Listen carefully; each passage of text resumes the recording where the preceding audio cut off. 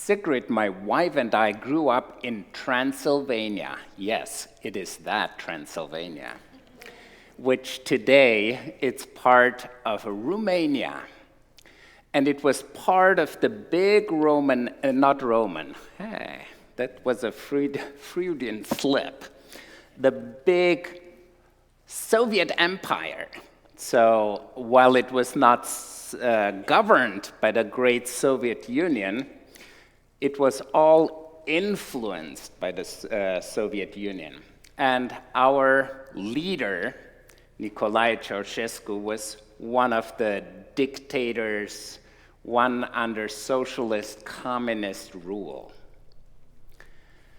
And we had our small liberties, but we never dreamed that we would ever be able to travel. It was like behind the Iron Curtain. We could not travel.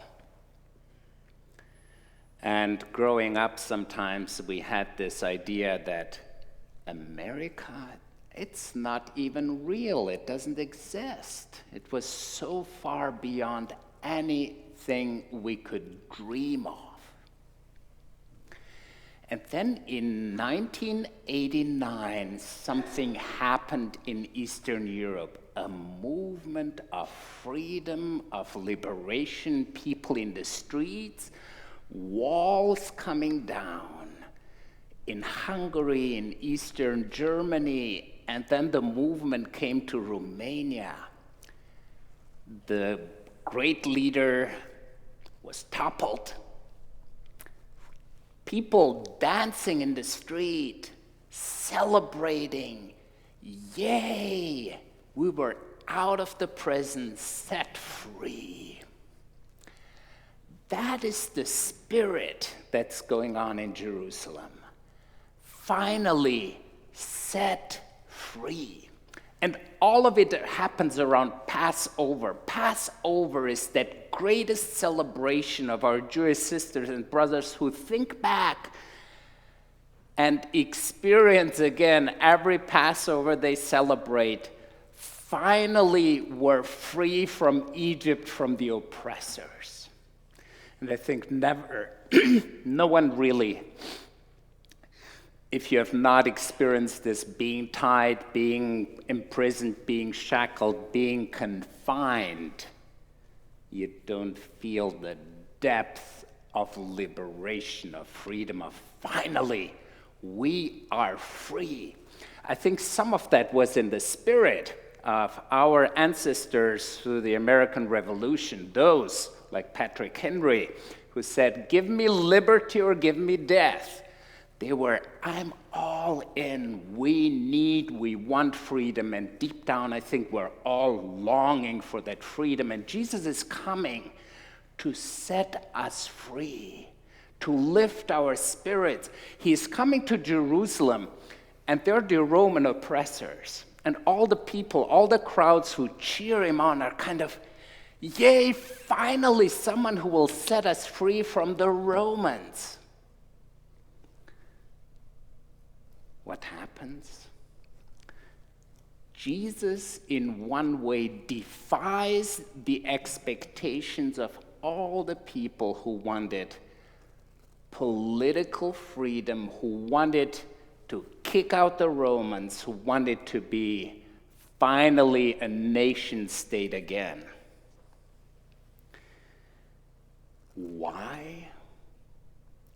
Because Jesus' way is a way of non-violence, transformation through power, through strength, in number, transformation not through violence. And this is key.